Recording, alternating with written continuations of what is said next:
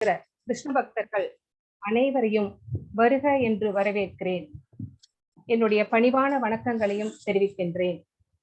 ஓம் நமோ பகவதே வாசுதேவாய. ஓம் நமோ பகவதே வாசுதேவாய. ஓம் நமோ பகவதே வாசுதேவாய.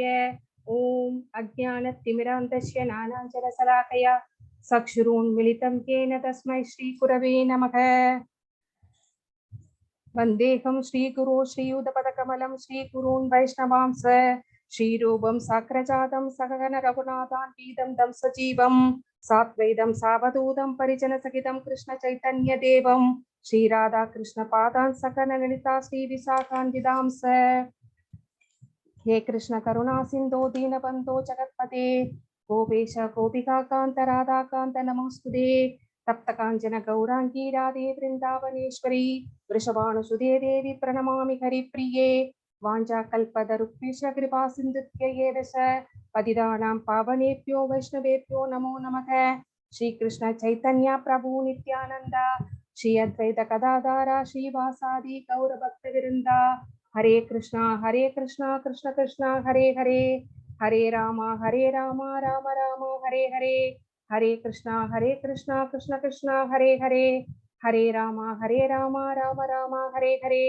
हरे कृष्णा कृष्ण कृष्ण हरे हरे. हरे राम राम राम हरे हरे. हरे कृष्णा डिवोटीज.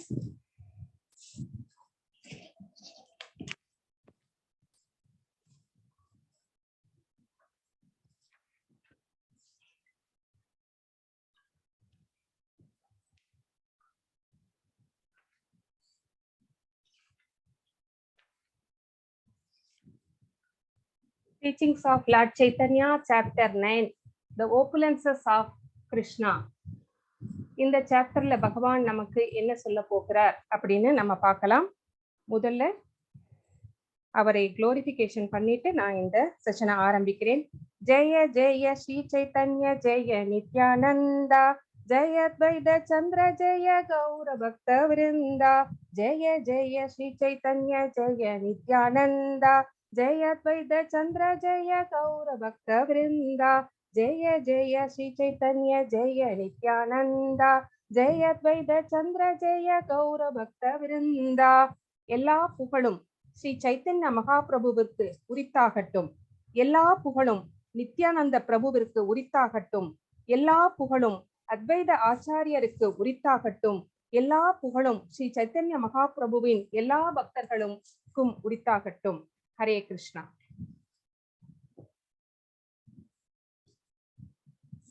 இந்த அத்தியாயத்துல பகவான் நம்மளுக்கு என்ன சொல்றார் அப்படின்னு பார்த்தா, கிருஷ்ணலோகம், ஆன்மீக வானம், காரணக்கடல், எண்ணிலடங்காத பிரபஞ்சங்களை கொண்ட பௌதீக உலகம் ஆகியவற்றினை ஸ்ரீ சைத்தன்ய மகாபிரபு முழுமையாக விவரிக்கின்றார். அதுக்கப்புறம் இதுல என்ன சொல்றார் அப்படின்னு பார்த்தா, துவாரகையில பகவான் ஆட்சி செய்து கொண்டிருக்கும் போது பிரம்மதேவர் கிட்ட ஒரு சந்திப்பு பார்க்க முடியாது. ஒரு வைகுண்ட லோகத்தின் அகலம் 8 மைல் தூரம். சோ அத 100ஆல பெருக்கி, அத 1000ஆல பெருக்கி, அத 10,000ஆல பெருக்கி, அத லட்சத்தினால பெருக்கி, அதனை கோடியினால பெருக்கினால் வரக்கூடிய அளவுதான் ஒரு வைகுண்ட லோகத்தின் அகலம் அப்படின்னு இங்க சைத்தன்ய மகாபிரபு நம்மளுக்கு சொல்கிறார். சோ ஒவ்வொரு வைகுண்ட லோகமும் நம்முடைய அளவிடும் திறனுக்கு அப்பாற்பட்டதாக இருக்கிறது. நம்மளால மெஷர் பண்ணவே முடியாது அப்படிங்கிறத பகவான் இங்க நம்மளுக்கு தெளிவாக சொல்கிறார். சோ எல்லா வைகுண்ட லோகங்களும் மிக பெரியவையாக இருக்கிறது அப்படிங்கிறது நம்மளுக்கு தெரியும். சோ இம்மெஷரபிளா இருக்கிறது. அங்க வசிப்பவர்கள் யார் அப்படின்னு கேட்டா, அங்க வசிப்பவர்கள் முழு முதற் கடவுளுடைய சகாக்களாக இருக்கிறார்கள். அவர்கள் சாட்சாத் பகவானுக்கு என்னென்ன ஐஸ்வர்யங்கள் இருக்கிறதோ அத்தனை ஐஸ்வர்யங்களும் நிரம்ப பெற்றவர்களாக அவர்கள் இருக்கிறார்கள். சோ வைகுண்ட லோகம் ஒரு ஆன்மீக லோகத்தின் ஒரு மூலையில அமைந்து இருக்கிறது. அப்போ ஆன்மீக வானை யாரால் கணக்கிட இயலும்? ஒரு வைகுண்ட லோகத்தையே கணக்கிட இயலாத போது ஆன்மீக வானை யாராலுமே கணக்கிட முடியாது. ஆன்மீக வானின் வடிவம் வந்து ஒரு தாமரை மலருக்கு ஒப்பிடப்படுகிறது. பிரபு நீங்க அதுக்கு ஏத்த மாதிரி ஸ்லைட்ஸ் வந்து நானே பண்ணிக்கிட்டுமா? ஹரே கிருஷ்ணா. ஓகே மாதாஜி, உங்களுக்கு பண்ண முடிஞ்சுன்னா ஈஸியா இருக்கும். ஓகே ஓகே ஓகே பிரபு. நம்ம ஸ்டாப் கொடுத்துட்டுமா? இது ஸ்டாப் பண்ணிடுறோம். இல்ல வேணாம் பிரபு, இருக்கட்டும் இருக்கட்டும். ஓகே. ஏன்னா எனக்கு பாருங்க, நீங்க ஸ்டாப் பண்ணிட்டீங்களா? இல்ல பண்ணல, நான் இதுல தான் இருக்கேன், ஆன்லைன் தான் இருக்கேன். ஓகே.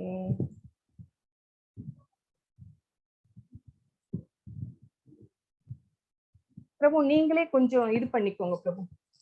Okay Mataji, okay. நீங்க சொல்லிட்டு நீங்க சொல்றதுக்கு ஏத்த மாதிரி ஓகே மாதாஜி, ஓகே. ஆன்மீக வானின் வடிவம் ஒரு தாமரை மலருக்கு வந்து ஒப்பிடப்படுகிறது. அந்த மலரினுடைய நடுப்பகுதி நம்மளுக்கு தெரியும், மகரந்தம் எனப்படுகிறது. அந்த மகரந்த லோகத்திலேதான் பகவானுடைய அந்த கிருஷ்ணலோகம் அப்படிங்கிறது, அந்த கோலோக விருந்தாவனம் அப்படிங்கிறது அமைந்திருக்கிறது. நம்ம எல்லாம் அந்த கோலோக சாட்ல நம்ம பார்த்தோம். அத வந்து நீங்க வந்து இப்ப ரீகலெக்ட் பண்ணிட்டீங்கன்னா உங்களுக்கு ரொம்ப ஈஸியா இருக்கும். இந்த பிக்சர்ல கூட கொடுத்திருக்கு பாருங்க. அந்த ஆன்மீக தாமரையின் இதழ்கள் வந்து ஒவ்வொரு வைகுண்ட லோகத்தை வந்து ரெப்ரசன்ட் பண்ணுகிறது. ஒவ்வொரு வைகுண்ட லோகமும் ஆன்மீக ஆனந்தத்துடன் பூரண ஐஸ்வர்யங்களுடன், பகவானுக்கு என்னென்ன ஐஸ்வர்யங்கள் இருக்கிறதோ அத்தனை ஐஸ்வர்யங்களும் நிரம்ப பெற்றவையாக அந்த ஆன்மீக லோகங்கள் இருக்கிறது. சோ ஒவ்வொன்றிலும் ஒவ்வொரு அவதாரங்கள் வந்து அங்கே வீற்றிருக்கிறார்கள். சோ அந்த வைகுண்ட லோகத்தின் நீல அகலத்தை வந்து பிரம்மதேவராலும் சரி, சிவபெருமானாலும் சரி அளவிட முடியாத போது மானிடர்களால் வந்து எப்படி அளவிட முடியும்? அது வந்து கற்பனை செய்து கூட நம்மளால வந்து பார்க்க முடியாது அப்படின்னு இங்கே வந்து சொல்லப்படுகிறது. சோ இந்த ஸ்ரீமத் பாகவதம் 10.14.21 என்ன சொல்லப்படுகிறது அப்படின்னு நம்ம பார்த்தோம்னா, பகவானே பரமபுருஷ பகவான் வந்து இந்த எல்லா யோக சக்திகளின் எஜமானராக வந்து திகழ்கிறார். சோ அவருடைய லீலைகள் வந்து 3 உலகங்களிலுமே வந்து தொடர்ந்து நடைபெற்று கொண்டே இருக்கிறது. அவருடைய சக்திகளை வந்து ஈடுபடுத்தி லீலைகளில் அரங்கேற்றுகிறார். ஆனால் அதை வந்து நம்மளால வந்து கணக்கிட முடியாது. அவருடைய சக்திகள் வந்து அப்படிப்பட்டது. சோ இந்த செயல்கள் வந்து ஒரு மர்மம் நிறைந்ததாகவே நம்மளுக்கு இருக்கிறது. சோ இதே மாதிரிதான் அவருடைய செயல்கள் மட்டுமல்ல, அவருடைய குணங்களும் கூட எல்லையற்றவையாக இருக்கிறது.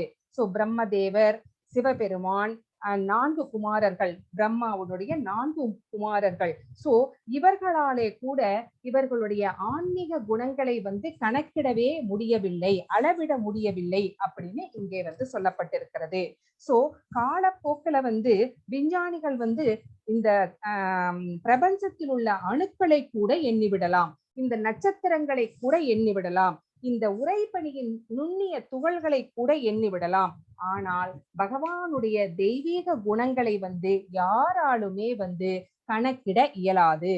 அப்போ இங்க வந்து என்ன சொல்லப்படுகிறது அப்படின்னா, அனந்த தேவர் நம்மளுக்கு தெரியும். அனந்த தேவர் அப்படிங்கிறவர் 1000 தலைகளை கொண்டவர்.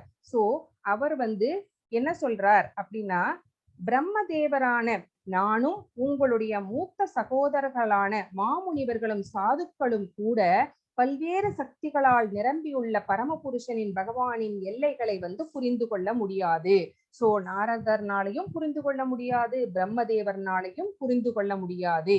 அப்படி இருக்கும்போது அனந்த சேஷன் 1000 தலை கொண்டவர்கள். சோ அவர் வந்து அவருடைய புகழை வந்து பாடிக்கொண்டே இருக்கிறார், குளோரிபிகேஷன் பண்ணிக்கொண்டே இருக்கிறார்.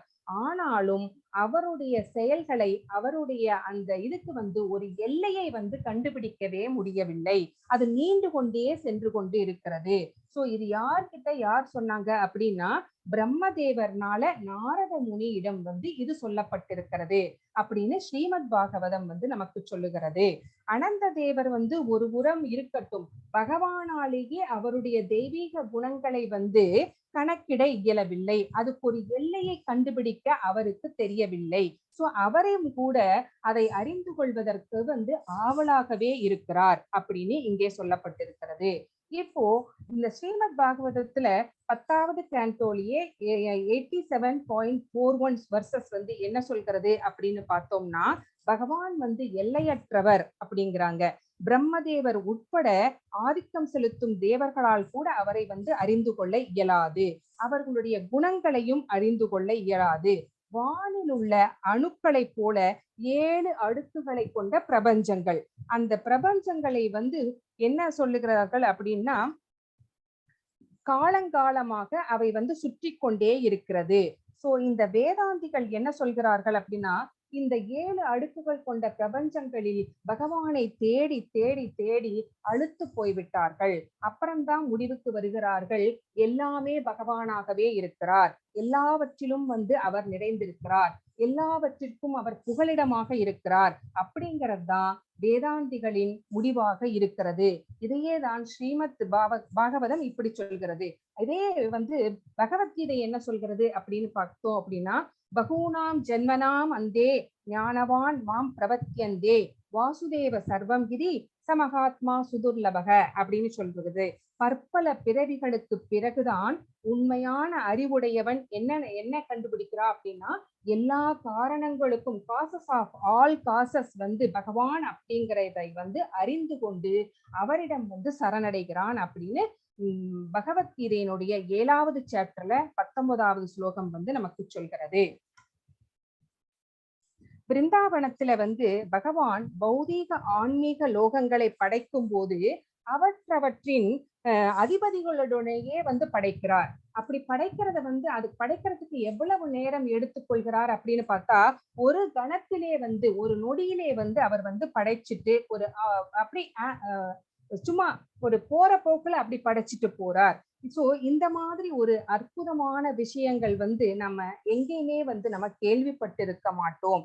சோ பகவான் பூ உலகத்திலே பிருந்தாவனத்திலே அவர் ஆட்சி செய்து கொண்டிருக்கும் போது அவர் ஒரு ஆயர்குல சிறுவனாக தோற்றமளிக்கிறார்.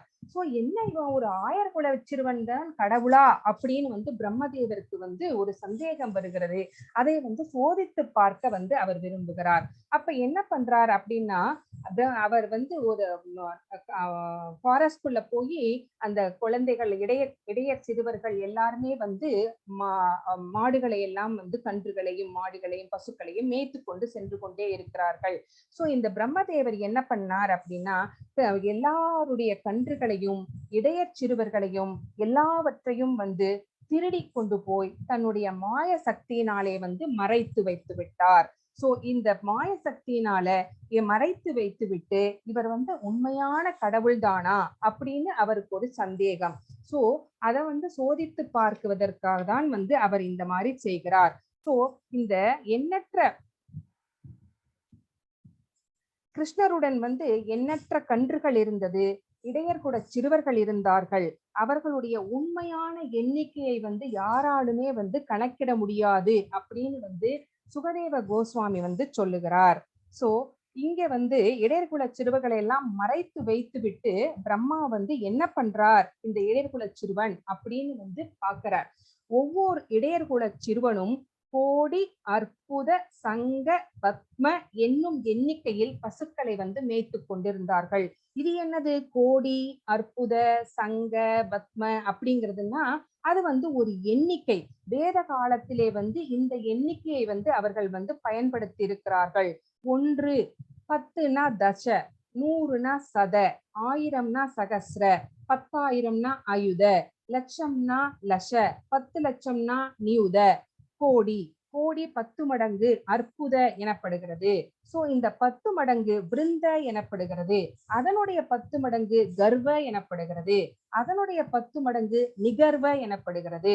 அதனுடைய 10 மடங்கு சங்க எனப்படுகிறது. இந்த மாதிரி அதனுடைய 10 மடங்கு பத்மம் என்று சொல்லப்படுகிறது. சோ அந்த பத்மத்தினுடைய 10 மடங்கு சாகர எனப்படுகிறது. அந்த சாகரத்தின் 10 மடங்கு அந்நிய எனப்படுகிறது. அதனுடைய 10 மடங்கு மத்திய என்று சொல்லப்படுகிறது.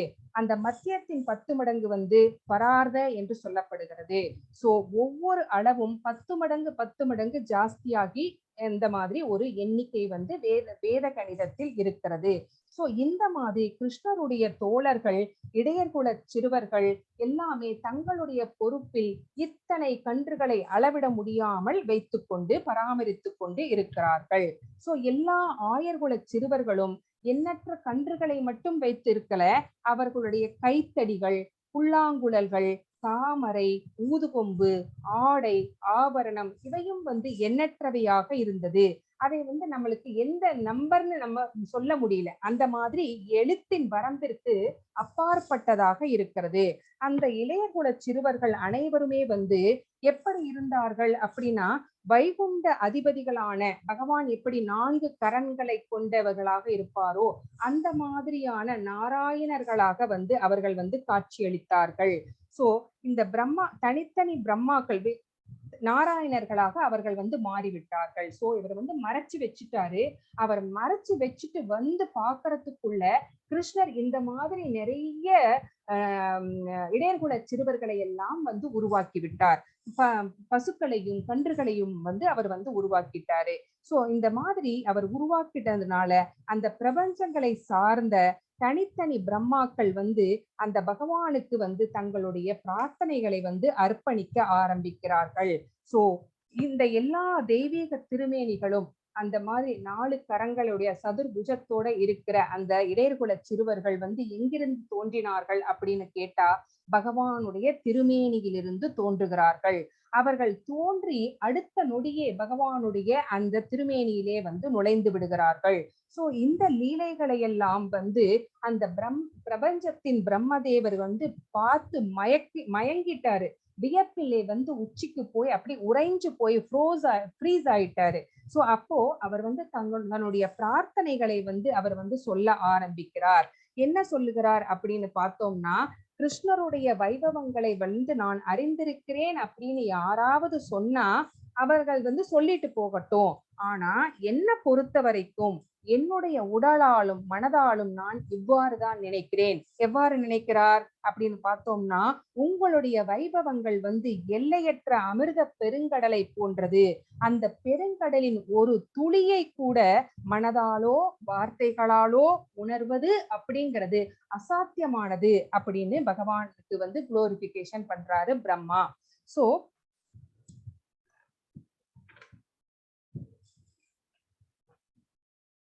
இந்த மாதிரி குளோரிபிகேஷன் பண்ணி முடிச்சதுக்கு அப்புறமா அவர் என்ன செய்கிறார் அப்படின்னு நம்ம பார்த்தோம்னா, பரமபுருஷ பகவான் கிருஷ்ணர் உலகத்திற்குமே வந்து எஜமானராக இருக்கிறார். மும்மூர்த்திகள் பிரம்மா, விஷ்ணு, சிவன். சோ இந்த மூவருக்குமே வந்து அவர் வந்து எஜமானர். அவருக்கு சமமானவரும் அவருக்கு உயர்ந்தவரும் யாருமே கிடையாது. அவருடைய அவர் வந்து ஆத்மாராமா என்று சொல்லப்படுகிறார். அவர் தன்னிலே ஆனந்தம் வந்து அனுபவிப்பவர். அவருக்கு வந்து எந்த தேவையுமே கிடையாது. ஏன் அப்படின்னு கேட்டா, அவருடைய எல்லா ஆசைகளையும் ஸ்வராஜ்ய லட்சுமி என்று சொல்லப்படுகிற ஆன்மீக சக்தி வந்து பூர்த்தி செய்து விடுகிறது. அப்படிப்பட்ட பகவானை வந்து வழிபடும் போது எல்லா லோகங்களிலும் ஆட்சி செய்கின்ற தேவர்கள் யாருன்னு நமக்கு தெரியும். பகவானிலிருந்து அங்கத்துணுக்குகள், அவருடைய பார்ட்ஸ் அண்ட் பார்ட்ஸஸ் தான் நம்மள மாதிரியே ஜீவாத்மாக்களை போன்றவர்கள். ஆனா வந்து அவர்கள் வந்து நம்மை விட சக்தி வாய்ந்தவர்கள். சோ அந்த தேவர்கள் உரிய மரியாதையுடன் அவரது தாமரை திருவடிகளை அவர்களுடைய கிரீடங்களாலே தொட்டு பிரார்த்தனைகளை வந்து அர்ப்பணிக்கிறார்கள்.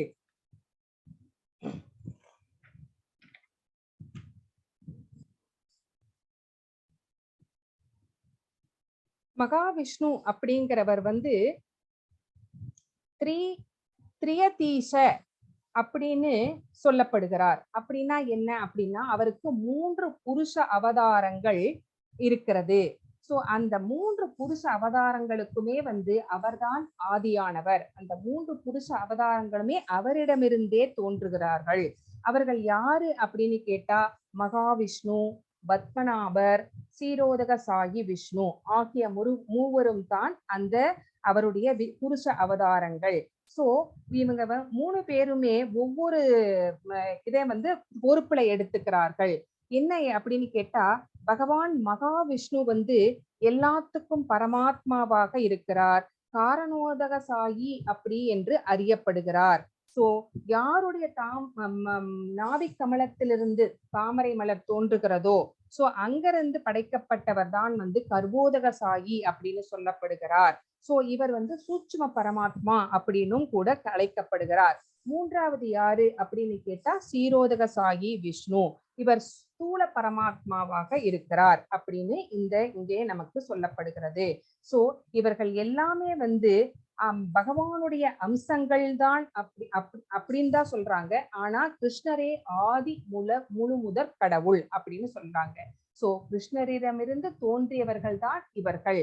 சோ கிருஷ்ணருடைய அம்சங்கள் அப்படின்னு சொல்லப்படுகிறார்கள். சோ இங்கே பிரம்ம சம்ஹிதை என்ன சொல்கிறதுன்னா,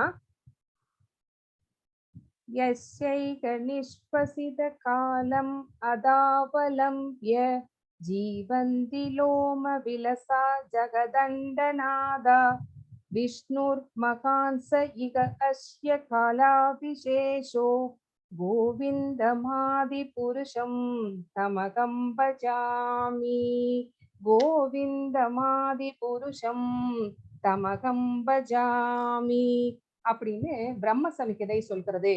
என்ன அர்த்தம்னு பார்த்தா, பிரம்மாக்கள் உட்பட ஜட உலகின் தேவர்கள் மகாவிஷ்ணுவுடைய அந்த ஸ்கின்ல இருக்கிற அந்த ரோம கால்களிலிருந்து, ரோம கண்களிலிருந்து வந்து அந்த துளைகளிலிருந்து வந்து வெளிவருகிறார்கள். அவரது ஒரு வெளி சுவாசத்தின் கால அளவிற்கு அவர்கள் வந்து வாழ்கிறார்கள். அந்த மகாவிஷ்ணு யாருடைய அம்சத்தின் அம்சமாக இருக்கிறாரோ அந்த ஆதி புருஷரான கோவிந்தரை நான் வணங்குகிறேன் அப்படின்னு இங்கே சொல்கிறார்கள். சோ பகவான் கிருஷ்ணருக்கு இப்போ அவருடைய 3 புருஷ அவதாரங்கள் என்னன்னு பார்த்தோம். அவருடைய 3 இருப்பிடங்கள் என்ன அப்படின்னு நம்ம இங்க பார்க்க போறோம்.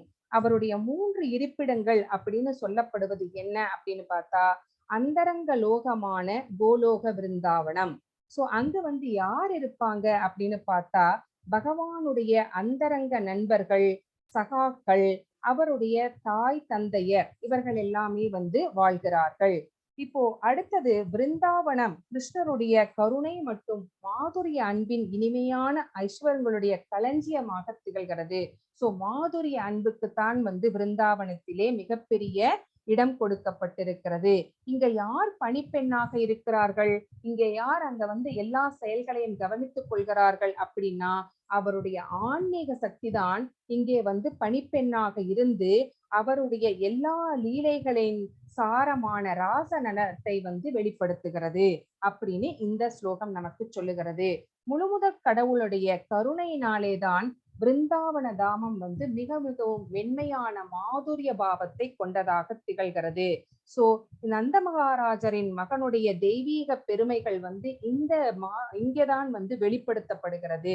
சோ இந்த சூழ்நிலையில் சின்னஞ்சிறு கவலைகள் கூட இல்லாமல் அந்த விரஜாவாசிகள் எல்லாம் மிகவும் ஆனந்தமாக வாழ்ந்து கொண்டிருக்கிறார்கள்.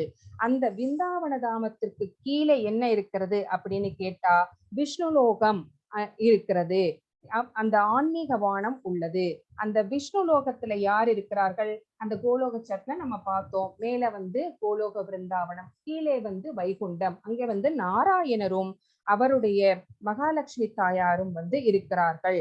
சோ இந்த வைகுண்ட லோகங்கள் எல்லாம் வந்து எண்ணற்றது, அதை வந்து அளவிட முடியாது. சோ இந்த 6 ஐஸ்வர்யங்கள் வந்து முழுமையாக நிரம்ப பெற்றதாக பகவானுடைய இருப்பிடங்கள் எல்லாமே திகழ்கிறது. சோ அங்க இருக்கிற வந்து எண்ணற்ற ரூபங்கள் வந்து அவர்களுடைய லீலைகளை வந்து அனுபவித்துக் கொண்டு இருக்கிறார்கள். சோ இந்த வைகுண்ட லோகங்கள் எப்படி இருக்கு அப்படின்னா, ஒரு களஞ்சியம் மாதிரி இருக்கிறது.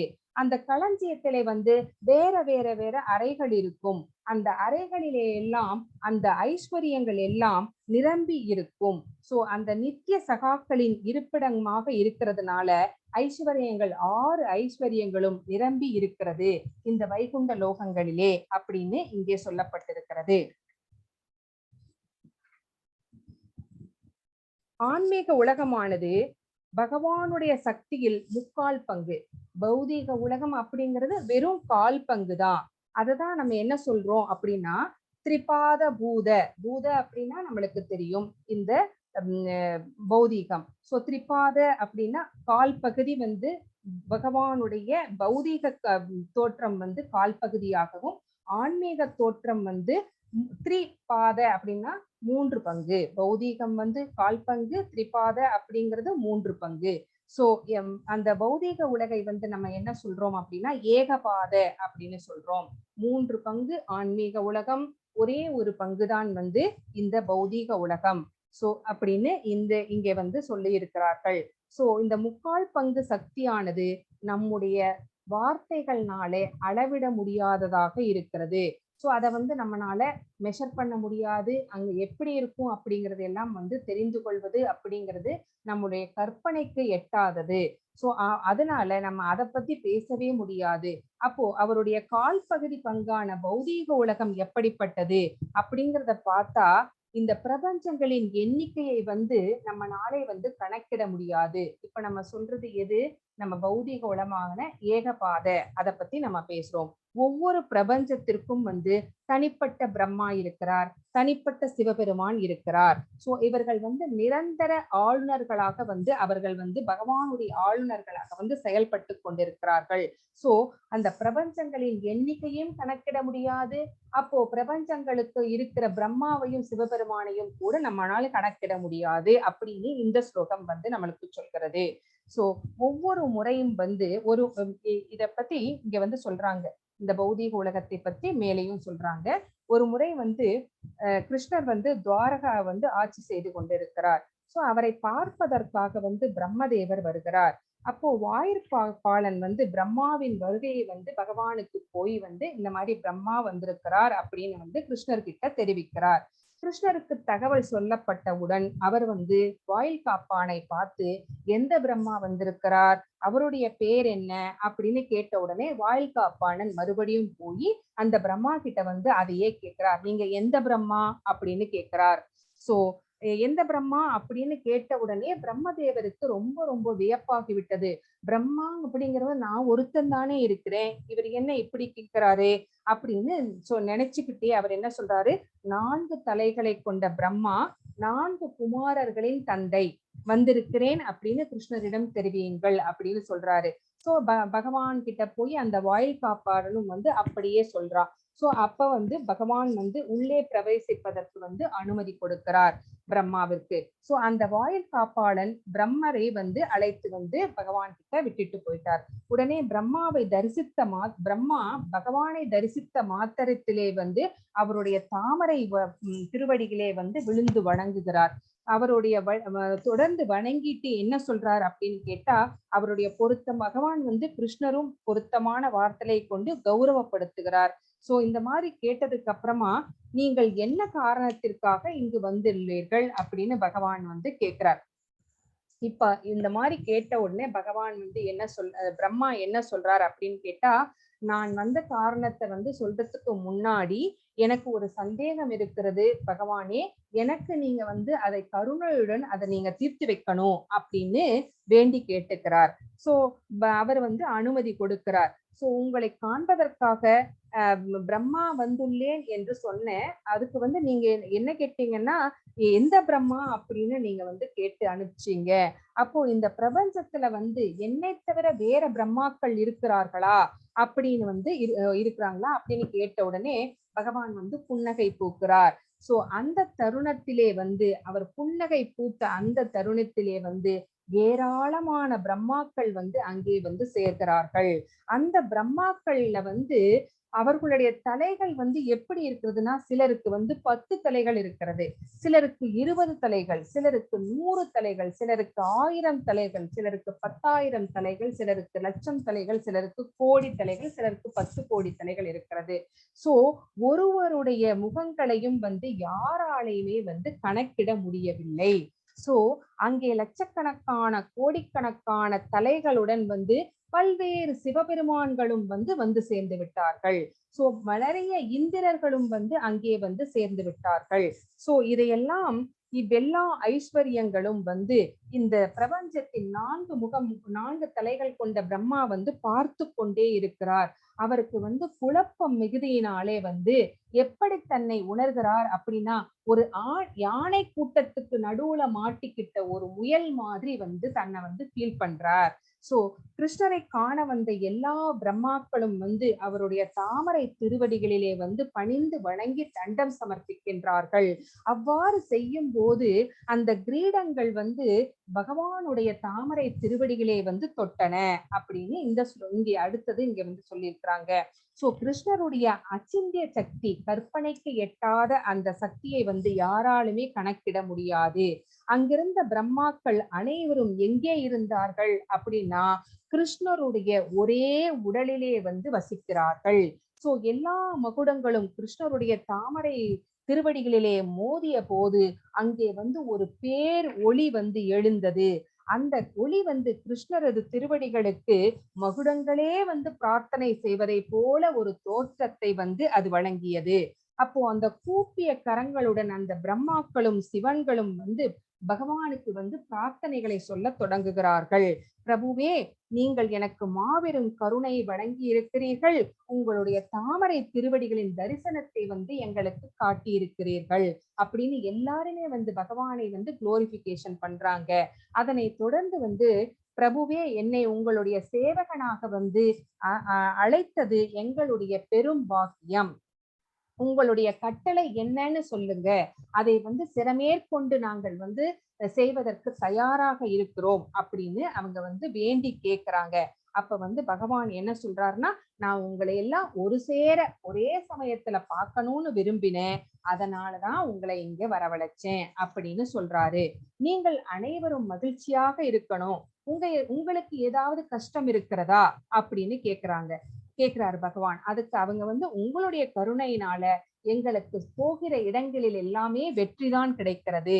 சோ பூமிக்கு ஏதாவது பாரம் ஏற்பட்டால் அதை நீங்க வந்து உடனடியாக தீர்த்து விடுகிறீர்கள். அதனால நாங்கள் எல்லாருமே வந்து ரொம்ப சந்தோஷமாக வசித்து கொண்டு இருக்கிறோம் அப்படின்னு இங்க வந்து சொல்றாங்க, எல்லாருமே சொல்றாங்க. சோ துவாரகையின் ஐஸ்வர்யம் இவ்வாறு ஒவ்வொருவராலும் உணரப்பட்டது. இதுதான் வந்து துவாரகையின் ஐஸ்வர்யம் அப்படின்னு சொல்லப்படுகிறது. அவர்கள் எல்லாருமே வந்து ஒன்றாக கூடியிருந்தாலும் கூட ஒரு பிரம்மா இன்னொரு பிரம்மாவை பார்க்க முடியவில்லை. சோ இதுதான் வந்து பகவானுடைய அச்சிந்திய சக்தி என்று சொல்லப்படுகிறது. அப்புறம் என்ன ஆச்சு அப்படின்னா, பிரம்மாக்கள் ஒவ்வொருத்தருக்கும் வந்து அவர்கள் வந்து பகவான் வந்து விடை கொடுத்து அனுப்புகிறார். அவர்கள் எல்லாம் பகவானுக்கு தண்டம் சமர்ப்பித்து அவர்கள் பிரபஞ்சங்களுக்கு அவர்கள் வந்து சென்று விட்டார்கள். சோ இந்த எல்லா ஐஸ்வர்யங்களையும் கவனித்து கொண்டிருந்த அந்த 4முக பிரம்மா மிகவும் வந்து வியப்படைந்து போய்விட்டார். வியப்படைந்து போயிட்டு அவருடைய தாமரை திருவடிகளே பணிந்து அவருக்கு வந்து தன்னுடைய வணக்கங்களை எல்லாம் வந்து சொல்கிறார். சோ என்னுடைய அறிவை பற்றி நான் முன்பு என்ன தீர்மானித்து இருந்தேனோ, ஆனா இப்ப வந்து நான் வந்து அதை மாத்திக்கிறேன் அப்படின்னு வந்து பிரம்மா வந்து இப்ப சொல்றாரு. சோ இந்த ஒரு குறிப்பிட்ட நான் அதிகமாக பேச விரும்பவில்லை, ஒன்றை மட்டும் சொல்றேன். உங்களுடைய வைபவங்கள் எனது மனம், உடல் மற்றும் வார்த்தைகளின் வரம்பிற்கு அப்பாற்பட்டதாக இருக்கிறது அப்படின்னு பிரம்மா வந்து ரொம்ப வியப்பின் உச்சிக்கு போய் வந்து இந்த மாதிரி தன்னுடைய பிரார்த்தனைகளை வந்து சொல்லுகிறார். இத வந்து ஸ்ரீமத் பாகவதம் கூட 10.14.38 வந்து மேற்கோள் காட்டப்பட்டிருக்கிறது. அப்புறம் கிருஷ்ணர் என்ன சொல்கிறார் அந்த பிரம்மா கிட்ட அப்படின்னா, ஒவ்வொரு பிரபஞ்சத்தினுடைய அளவை பத்தி சொல்கிறார். ஒரு 500 கோடி யோஜனம் விட்டம் கொண்டதாக இருக்கிறது அப்படின்னு சொல்றாரு. சோ இது எல்லா பிரபஞ்சங்களிலும் மிகச்சிறியதாக இருக்கிறது. நீங்க ஆண்டு கொண்டிருக்கிறையே பிரம்மா, நீ ஆண்டு கொண்டிருக்கிற அந்த பிரபஞ்சம் தான் மிகச்சிறியதாக இருக்கிறது. அதனாலதான் உனக்கு 4 தலைகளை வந்து நான் வந்து கொடுத்திருக்கிறேன் அப்படின்னு சொல்றாரு. சோ ஒரு யோஜனம் அப்படிங்கிறது 8 மைல் தூரத்திற்கு இருக்கும். சோ 500 யோஜனம், 500 கோடி யோஜனம், 500 கோடி யோஜனம், ஒரு யோஜனம் அப்படிங்கிறது 8 மைல். இந்த 4 தலை பிரம்மா ஆண்டு கொண்டிருக்கிற பிரபஞ்சத்தின் அளவு அப்படிங்கிறது 500 கோடி யோஜனம் விட்டம் கொண்டது. அதை என்ன சொல்றார் பகவான், உன்னுடைய பிரபஞ்சம்தான் மிகவும் சிறியதாக இருக்கிறதுனால 4 தலைதான் உனக்கு இருக்கிறது அப்படின்னு சொல்லிட்டாரு. சோ சில பிரபஞ்சங்கள் வந்து 100 கோடி யோஜனம் விட்டம் கொண்டவையாக இருக்கிறது. அந்த மாதிரி லட்சம் கோடி கோடி யோஜனம் அந்த மாதிரி பரப்பளவு எல்லையற்றதாக இருக்கிறது அப்படின்னு சொல்றாரு. சோ அந்த பிரபஞ்சத்திற்கு அளவின் ஏற்றதற்கு மாதிரிதான் அதை ஆண்டு கொண்டிருக்கிற பிரம்மாவின் தலைகளும் வந்து அவர் வந்து கொடுத்திருக்கிறார். எல்லா பிரம்மாக்களுக்கும் வந்து அந்த அவருடைய பிரபஞ்சத்தின் அளவை கொண்டே வந்து தலைகளும் வந்து அதுக்கேத்த மாதிரி தான் வந்து கொடுத்திருக்கிறார் அப்படின்னு இங்கே வந்து சொல்லப்படுகிறது. பௌதீக உலகில் வெளிப்படுத்தப்பட்டுள்ள எனது கால் பங்கு வைபவத்தின் நீள அகலத்தினை யாராலும் அளக்க முடியாது. சோ இந்த பௌதீகம் அப்படிங்கிறது ஏகபாத அப்படின்னு பார்த்தோம். அதனுடைய நீள அகலத்தையும் நம்மாலே வந்து இப்ப வந்து அளக்க முடியாது அப்படிங்கிறத தெரிஞ்சுக்கிட்டோம். அப்போ பௌதீக உலகத்துல இந்த ஏகபாதாவையே அளக்க முடியாத போது திரிபாத அப்படிங்கிற அந்த ஆன்மீக உலகை வந்து நம்மளாலே அளக்கவே முடியாது, நம்மளால நினைச்சு பார்க்கவும் முடியாது. சோ இதுக்கப்புறம் என்ன இருக்கிறது அப்படின்னு பார்த்தா, இப்ப வைகுண்ட லோகம் பார்த்துட்டோம், அப்புறம் வந்து கோலோகத்தை பார்த்துட்டோம். இப்ப வந்து விரஜா நதிக்கு அப்பால என்ன இருக்கிறது அப்படின்னு பார்த்தோம்னா ஆன்மீக இயற்கை இருக்கிறது. சோ அந்த ஆன்மீக இயற்கை எப்படிப்பட்டது அப்படின்னா அழிக்க முடியாதது, நித்தியமானது, அது எல்லையற்றது. சோ அது அந்த ஆன்மீக தாமமானது பகவானுடைய ஐஸ்வர்யங்களின் 3/4 பாகமாக இருக்கிறது. இதுக்கு இன்னொரு பேர் இருக்கிறது, பரவ்யோம அப்படின்னு சொல்லலாம், இல்லைன்னா ஆன்மீக வானம் அப்படின்னு சொல்லப்படுகிறது. இதை பத்ம புராணம் கூட இதை வந்து மேற்கோள் காட்டி சொல்கிறது அப்படிங்கிறதை வந்து நம்ம தெரிஞ்சுக்கிறோம். சோ இதிலிருந்து கிருஷ்ணருடைய சக்திகளின் அளவினை யாராலும் கணக்கிட இயலாது அப்படிங்கிறதை வந்து நம்ம புரிஞ்சுக்கிறோம். இதுதான் வந்து ஓபுலன்சஸ் அப்படிங்கிற இந்த சாப்டர்ல நமக்காக பகவான் இந்த விஷயங்களை எல்லாம் நமக்கு சொல்லி இருக்கிறார். சோ நம்முடைய தன்னுடைய எல்லா விருப்பங்களையும் வந்து பகவான் பூர்த்தி செய்து கொள்ளுவதற்கு ஆன்மீக சக்திகளில் நிறைந்தவராக இருக்கிறார். அதனாலேயே பகவான் வந்து ஸ்வயம் பகவான் அப்படின்னு வந்து வேதங்களாலே வந்து ஏற்றுக்கொள்ளப்பட்டிருக்கிறார். சோ பகவானுடைய எல்லையற்ற சக்திகள் வந்து எதற்கு ஒப்பாக சொல்லப்படுகிறது அப்படின்னா அமிர்த கடலுக்கு ஒப்பாக சொல்லப்படுகிறது. அந்த அமிர்த கடலுக்குள்ள வந்து யாராலையுமே வந்து நீராடலாம் முடியாது, ஒரு துளிய வேணா தொட்டு வேணா பார்க்கலாம். சோ கிருஷ்ணருடைய ஆன்மீக சக்திகளையும் ஐஸ்வர்யங்களையும் ஸ்ரீ ஸ்ரீ சைத்தன்ய மகாபிரபு வந்து இந்த மாதிரி விவரித்து கொண்டு இருக்கும் போது அவருக்கு வந்து கிருஷ்ண பிரேமை வந்து ஒரு எழுச்சியாக தோன்றியது. சோ தன்னுடைய சொந்த ஆன்மீக சக்தியின் பலத்தை காட்டுவதற்காக பகவான் கிருஷ்ணர் வந்து தன்னுடைய லீலைகளுக்கு ஏற்ற மாதிரி ஒரு ரூபத்தை வந்து எடுத்துக்கொண்டு இந்த ஜட உலகிலே வந்து பிரவேசிக்கிறார். இந்த ரூபமானது அவருக்கே வந்து வியப்பூட்டுவதாக இருக்கிறது, நல்லதிஷ்டம் கொண்டதாக இருக்கிறது. அவருடைய திருமேனியோட அங்கங்கள் எல்லாம் பார்த்தால் அதில் அணிந்திருந்த அணிகலன்களின் அழகுக்கே அழகு சேர்க்கும், அந்த அழகுக்கு அழகானவையாக இருக்கின்றன.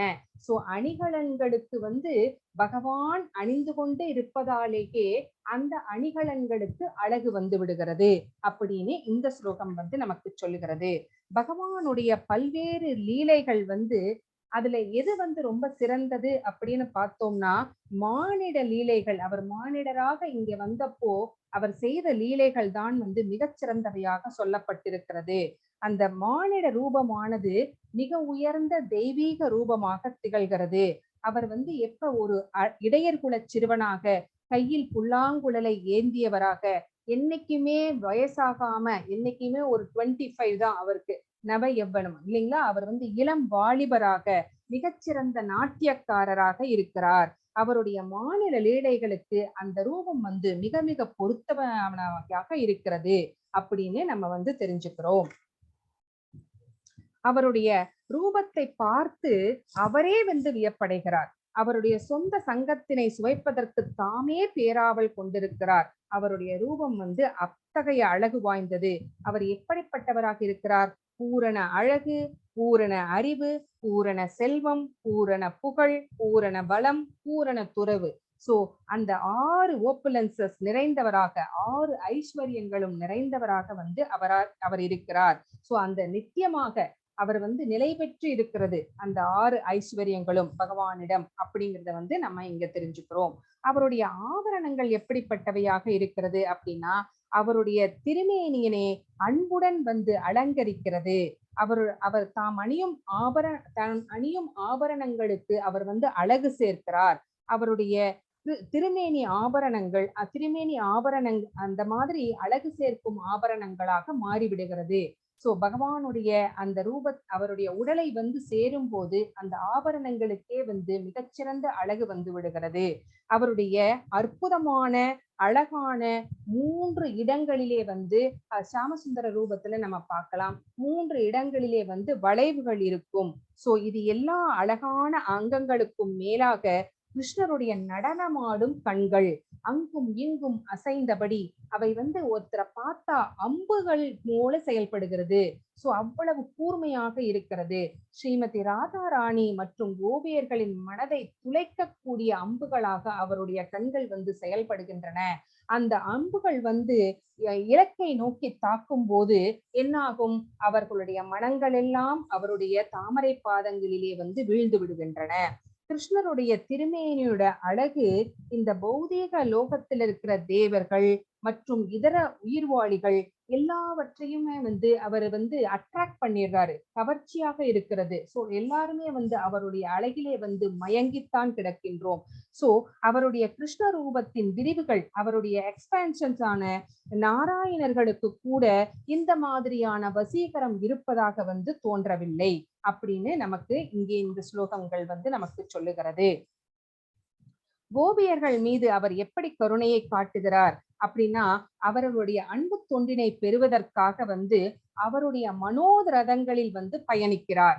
சோ அவர்களுடைய மனங்களிலே வந்து ஆட்சி செலுத்துகிறார். ராதாராணி மற்றும் கோபியர்களின் மனங்களிலே வந்து ஆட்சி செலுத்துகிறார். அவர் வந்து ஒரு மன்மதனை போன்றவராக, மன்மதனுக்கும் மேல சொல்லலாம் அவரை. அதனாலேயே வந்து அவருக்கு வந்து மதன மோகனர் அப்படின்னு பேர் இருக்கிறது. சோ மன்மதனை கவரக்கூடியவர், மன்மதனை கூட கவர்ந்து விடுகிறார் அவர். சோ அவருடைய ரூபம், சுவை, நறுமணம், ஓசை, ஸ்பரிசம் ஆகியவற்றை பிரதிபலிக்கும் 5 அன்புகள் வந்து மன்மதனிடம் இருக்கிறது. அந்த 5 அம்புகளுக்கும் வந்து யார் உரிமையாளர்கள் அப்படின்னு கேட்டா கிருஷ்ணர் தான் உரிமையாளர். அவர் தமது மன்மதனை போன்ற அழகினாலே வந்து கோபியர்களுடைய மனங்களை எல்லாம் வந்து வெற்றி கொண்டு வருகிறார். சோ அது புதிய மன்மதனாகவே வந்து அவர் வந்து மாறி அந்த கோபியர்களுடனே வந்து ராசனிடத்திலே வந்து ஈடுபடுகிறார்.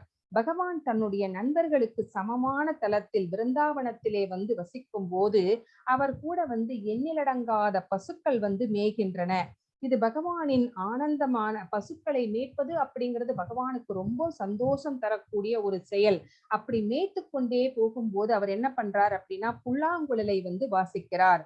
அப்போ இருக்கின்ற அந்த ஃபாரஸ்ட்ல, அந்த காட்டிலே இருக்கிற மரம், செடி கொடிகள், மிருகங்கள், மனிதர்கள் எல்லாமே வந்து அந்த இசைக்கு மயங்கி அப்படியே மேசிலிர்த்து அவர்கள் பின்னாலேயே வந்து செல்கிறார்கள். அவர்களுடைய கண்களிலே இருந்து கண்ணீர் தாரை தாரையாக வழிந்து கொண்டு இருக்கிறது. கிருஷ்ணருடைய அவருடைய ஆபரணங்களை பற்றி பார்த்தா அவருடைய கழுத்திலே அணிந்திருக்கின்ற முத்தாரம் எப்படி இருக்கிறது அப்படின்னா வெள்ளை கொக்குகளை போல இருக்கிறது. வெள்ளை கொக்குகள் வரிசையாக அணிவகுத்து நின்றால் எப்படி இருக்குமோ அந்த மாதிரி இருக்கிறது. அவள் தலையிலே அணிந்திருக்கிற அந்த மயிலிறகு எப்படி இருக்கிறதுனா ஒரு வானவில்லை போல ரொம்ப கலர்ஃபுல்லா இருக்கு அப்படின்னு சொல்றாங்க. அவர் அணிந்திருக்கின்ற அந்த மஞ்சள் நிற ஆடை எப்படி இருக்கிறது? பீதாம்பரம் அப்படின்னு சொல்லப்படுகிற அந்த ஆடை வந்து ஒரு மின்னலை போல இருக்கிறது. சோ அவருடைய கலர் என்னன்னு பார்த்தா கார்மேகம். எப்படின்னா அப்படி மழை கொட்டுரும் அந்த மாதிரி ஒரு நிமிஷத்துல அப்படி தண்ணிக்கு மழை தார தாரியா வழிய போகுதுன்னா அந்த மேகம் வந்து நீருண்ட மேகம் எப்படி இருக்கும்? கருநிறமாக இருக்கும். சோ அந்த மாதிரி கருப்பா இருக்கிறாரு பகவான். சோ கோபியர்கள் எப்படி இருக்கிறார்கள் அப்படின்னா இளம் பயிர்களை போல இருக்கிறார்கள். சோ மழை பெய்தால் அந்த இளம் பயிர்கள் எல்லாம் அப்படி சிலிர்த்து விடும் இல்லைங்களா? அப்படி ஒரு அதற்கெல்லாம் வந்து ஒரு புத்துணர்ச்சி ஏற்படும். சோ இந்த இளம் பயிர்களின் மீது அமிர்த லீலைகள் அப்படின்னு சொல்லப்படுகிற பகவானுடைய அந்த இடையராது மழை வந்து பெய்து கொண்டே இருக்கிறது. சோ அந்த பயிர்கள் எல்லாம் உயிர் பெறுகின்றன. கோபியர்களை வந்து தங்கள் உயிரை வந்து கிருஷ்ணரிடமிருந்து பெறுவதாக வந்து நினைத்து கொள்ளுகிறார்கள். சோ வியாசதேவருடைய மகனான சுகதேவ கோஸ்வாமி என்ன சொல்கிறார் அப்படின்னா, இந்த மாதிரியான லீலைகளை எல்லாம் வந்து வர்ணிக்கிறார். சோ இந்த வர்ணனைகளை எல்லாம் வந்து பக்தர்கள் கேட்டு பகவான் மேல ஒரு பைத்தியமாகி விடுகிறார்கள், காதல் கொள்கிறார்கள், பிரேமை வசப்படுகிறார்கள் அப்படின்னு இந்த ஸ்லோகம் வந்து நமக்கு சொல்கிறது. பகவானுடைய திருமேனியினுடைய லாவண்யம் எப்படி இருக்கிறது அப்படின்னா, இளமையின் பெருங்கடலாக இருக்கிறது. சோ இளமையே வந்து பெருங்கடலா இருந்தா எப்படி இருக்குமோ அந்த மாதிரி இருக்கிறது. அதிலே வந்து அலைகள் தோன்றுகின்றது. அந்த பிரேமையின் எழுச்சி அப்படிங்கிற ஒரு சுழல் வந்து அந்த பெருங்கடலே, இளமை பெருங்கடலிலே வந்து இருக்கிறது அப்படின்னு சொல்லுகிறார்கள். அவருடைய குழலோசை எப்படி இருக்கிறது அப்படின்னா, ஒரு சூறாவளியை போன்றதாக இருக்கிறது. அந்த குழலோசையை கேட்டு கோபியர்களின் மனமெல்லாம் வந்து சஞ்சலம் அடைகிறது. சோ அந்த சூறாவளி காற்று வரும்போது என்ன பண்ணும் அப்படின்னா, இந்த புல்லு இலை காய்ந்த சருகுகளை எல்லாம் வந்து அப்படியே அந்த காற்று தன்னுடைய திசைக்கேற்ப வந்து தூக்கிட்டு போய்கிட்டே இருக்கும். இந்த கோபியர்கள் வந்து புல்லாங்குழல் இசை கேட்டு அந்த சூறாவளி காற்றுக்கு உள்ள அடங்கின அந்த புல் மாதிரி அவர் பின்னாடியே வந்து போய்கிட்டே இருக்கிறாங்க. சோ சூறாவளியில் வீழ்ந்த பின்னர் அவர்கள் மீண்டும் எழ முடியுமா அப்படின்னு கேட்டா சான்ஸே கிடையாது. வீழ்ந்தவர்கள் அவருடைய தாமரை திருவடிகளிலே வீழ்ந்தவர்களாக இருக்கிறார்கள். நித்தியமாக அவருடைய தாமரை திருவடிகளிலே வந்து இடம்பெற்று வருகிறார்கள் அப்படின்னு நம்ம இங்கே பார்க்கின்றோம். கோபியர்களால அனுபவிக்கப்படுகின்ற பகவானுடைய இந்த அழகு அப்படிங்கிறது வந்து ஈடு இணையற்றது. அதற்கு வந்து எதுவுமே வந்து ஈடாக சொல்ல முடியாது. அதற்கு சமமானதும் கிடையாது, அதற்கு உயர்ந்ததும் கிடையாது. சோ இந்த வைகுண்ட லோகங்களை எல்லாம் ஆதிக்கம் செலுத்துகின்ற இந்த பகவான் நாராயணர்கள் கூட இந்த இனிமையை வந்து அவர்கள் வந்து பெறவில்லை. இந்த இனிமை அப்படிங்கிறது யாருக்கு மட்டுமே சொந்தம் அப்படின்னு கேட்டா, பகவான் கிருஷ்ணருக்கு மட்டுமே இந்த இனிமையான இந்த விஷயங்கள் எல்லாம் சொந்தமாக இருக்கிறது. நாராயணர்களுக்கு இது இல்லை அப்படின்னு இங்கே வந்து நாம தெரிந்து கொள்கிறோம். கோபியரும் கிருஷ்ணரும் வந்து ஒரு போட்டியிலே ஈடுபடுகிறார்கள். அந்த கோபியர்களுடைய அந்த பிரேமை அப்படிங்கிறது எப்படி இருக்கிறது, ஒரு கண்ணாடி போல இருக்கிறது. சோ ஒவ்வொரு கணமும் வந்து புதிதாக வந்து மாறிக்கொண்டே இருக்கிறது. எது? பகவானுடைய திருமேனியின் லாவண்யம். சோ அதுக்கு ஏத்த மாதிரி கோபியர்களுடைய பிரேமையும் வந்து மாறிக்கொண்டே இருக்கிறது. சோ இங்க ரெண்டு போட்டி நடக்கிறது. சோ பகவானுடைய திருமேனியின் லாவண்யத்திற்கும் கோபியர்களின் பிரேமைக்கும் வந்து ஒரு ரெண்டு பேர்த்துக்கும் வந்து போட்டி நடந்துகிட்டே இருக்கிறது. ஒண்ணு ஜாஸ்தி ஆச்சுன்னா இன்னொன்னு விட மாட்டேங்கிறது, இன்னொன்னு ஜாஸ்தி ஆகிறது. சோ இந்த போட்டி வந்து யாருமே கைவிடுவதாக இல்லை. போட்டிக்கு வந்து ஒரு எண்டே இல்லாம போய்கிட்டே இருக்கிறது. இந்த லீலைகள் வந்து புதிதாக தோன்றிக் கொண்டே இருக்கிறது. சோ இது இரண்டு தரப்பிலும் வந்து இது அதிகரித்து கொண்டே இருக்கிறது. சோ என்னது? பகவானுடைய திருமேனியின் லாவண்யமும் கோபியர்களுடைய பிரேமையும் அப்படின்னு சொல்லப்படுகிறது. சோ இந்த மாதிரி கோபியர்களுக்கும் கிருஷ்ணருக்கும் இடையே நடுவுல நடக்கின்ற அந்த தெய்வீக ரசங்கள் எல்லாமே வந்து யாருனாலே வந்து சுவைக்க முடியாது அப்படின்னா, பலநோக்கு செயல்களிலே ஈடுபடுகின்றவர்கள், யோகம் செய்தாலும் தவங்கள் செய்தாலும் வந்து அடைய முடியாது. அனுமான அறிவு, சாதன பக்தி, மந்திர யோகம், தியானம் முதலியவற்றால் வந்து இந்த ரசங்களை வந்து சுவைக்க முடியாது. அப்ப யார் வந்து இந்த ரசங்களை எல்லாம் வந்து சுவைக்க முடியும் அப்படின்னு கேட்டா, தெய்வீக உணர்ச்சிகளுடன் திருநாமங்களை உச்சரிக்கக்கூடிய முக்தர்களின் இயல்பான அன்பினாலே மட்டுமே வந்து இந்த இனிமையை வந்து சுவைக்க முடியும் அப்படின்னு இங்க சொல்லப்பட்டிருக்கிறது.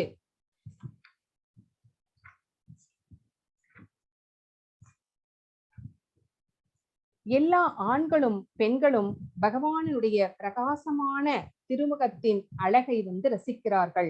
அவருடைய காதுகளிலே வந்து மகர குண்டலங்கள் வந்து அசைகிறது. அந்த அழகை பார்த்து எல்லாருமே வந்து மயங்கி கிடக்கிறார்கள். அவருடைய அழகிய அங்கங்கள், கன்னங்கள், விளையாட்டுத்தனமான புன்சிரிப்பு, இது எல்லாமே வந்து ஒரு திருவிழா மாதிரி இருக்கிறது அப்படின்னு சொல்லப்படுகிறது. அப்போ என்ன சொல்றாங்க அப்படின்னா, இந்த பிரம்மாவுக்கு வந்து பிரம்மா மேல வந்து இந்த கோபியர்களுக்கு வந்து ரொம்ப கோபம். அவரை வந்து முட்டாள்னு சொல்றாங்க, அறிவில்லைன்னு சொல்றாங்க. ஏன் அப்படின்னு கேட்டா, ஏன் இந்த கண்களுக்கு வந்து இமைகளை படைத்தாங்க, இவர் இந்த படைப்பாளிக்கு வந்து கொஞ்சம் கூட அறிவே கிடையாது, ரொம்ப முட்டாளாக இருக்கிறார். இந்த இமைகள் வேற இமைச்சு இமைச்சு பகவானுடைய அழகை வந்து பார்ப்பதற்கு தடையாக இருக்கிறது அப்படின்னு அந்த பிரம்மா மேலேயே வந்து அவர்கள் வந்து கோபித்துக் கொள்கிறார்கள். கிருஷ்ணருடைய திருமுகத்தை வந்து நிலாக்களின் மன்னனாக உள்ளது அப்படின்னு வர்ணிக்கிறார்கள். அவருடைய திருமேனி வந்து சிம்மாசனமாக இருக்கிறதா. சோ மன்னர் நிலாக்களின் சமூகத்தை வந்து ஆட்சி செய்கிறார். நிலாக்கள் வந்து ஒரு சமூகம், அதை வந்து ஆட்சி செய்யும் மன்னனாக வந்து பகவான் வந்து இங்கே திகழ்கிறார் அப்படின்னு சொல்லப்படுகிறது. இன்னொன்னு சொல்றாங்க, 24 லட்சம் கொண்ட காம காயத்ரி அப்படின்னு சொல்றாங்க. காம காயத்ரி அப்படின்னா என்ன அப்படிங்கிறத நம்ம வந்து இப்ப பார்க்கலாம். அவருடைய கன்னங்கள் ரெண்டும் வந்து பிரகாசமான மணிகளைப் போல ஜொலிக்கிறது. சோ அவை இரண்டும் முழு நிலாக்களாக கருதப்படுகின்றன. அவருடைய நெற்றி வந்து அரை நிலாவாக கருதப்படுகிறது. நெற்றியில் உள்ள சந்தன பொட்டு முழு நிலாவாக கருதப்படுகிறது.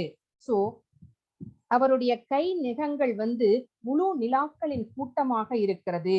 சோ அதனால வந்து அவருடைய புல்லாங்குழல் வந்து கைகளிலே வந்து நடனம் ஆடுகிறது அப்படின்னு சொல்றாங்க. சோ இது வந்து அந்த புல்லாங்குழலினுடைய அவற்றின் பாடல் தான் வந்து புல்லாங்குழலினுடைய இசைன்னு சொல்லப்படுகிறது. கால் நகங்களிலே இருக்கிறது வந்து இன்னொரு முழு நிலாக்களின் கூட்டம். அவை வந்து என்ன பண்ணுகின்றன அப்படின்னு கேட்டா தரையிலே நடனம் ஆடுகிறது அப்படின்னு இங்கே வந்து இந்த ஸ்லோகத்திலே வந்து நம்ம தெரிஞ்சுக்கிறோம். சோ கிருஷ்ணருடைய திருமுகம் ஒரு அனுபவிக்கும் மன்னராகும். அந்த முழு நிலவான திருமுகம் மகர குண்டலங்களையும் தாமரை கண்களையும் கூட நடனமாடச் செய்கிறது. அவருடைய புருவங்கள் எப்படி இருக்கிறது? ஒரு வளைந்த வில்லை போல இருக்கிறது. கண்கள் எப்படி இருக்கிறது? அம்புகளைப் போல இருக்கிறது. காதுகள் எப்படி இருக்கிறது அப்படின்னா வில்லில் பொருத்தப்பட்ட நாணை போல இருக்கிறது. அவருடைய கண்கள் வந்து காதுகள் வரைக்கும் நீண்டு இருக்கிறது.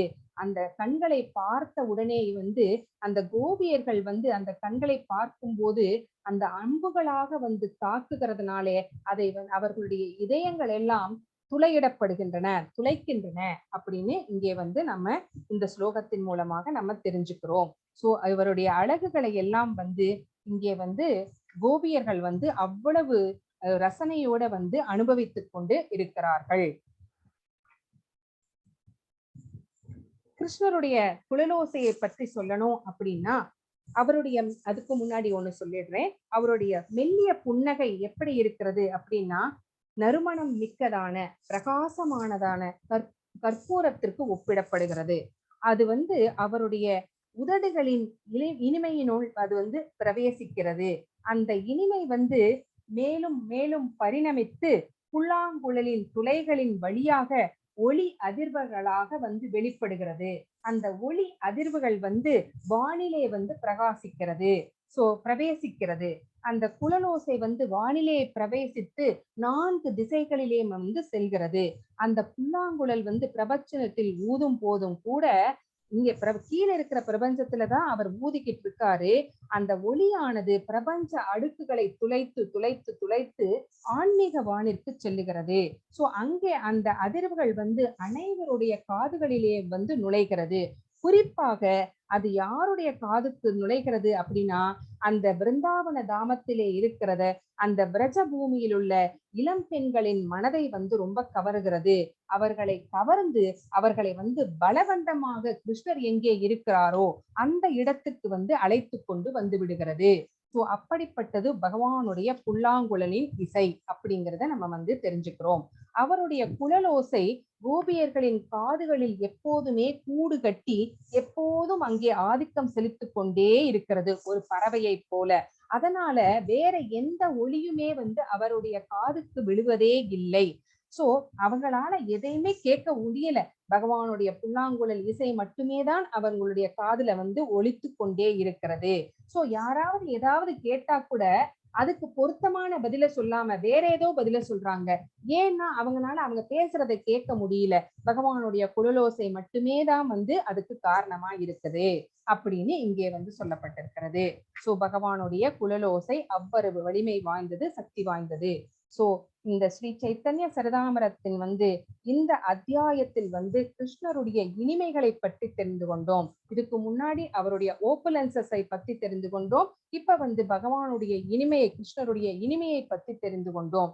இந்த விஷயங்களை எல்லாம் கேட்கும் வாய்ப்பு யாராவது பெற்றிருந்தால் அவர்கள் நிச்சயமாக தெய்வீக பிரேமை அப்படிங்கிற அமிர்த பெருங்கடலிலே மிதப்பதற்கான தகுதியை பெறுகிறார்கள் அப்படின்னு இங்கே பகவான் நமக்கு சொல்லுகிறார்.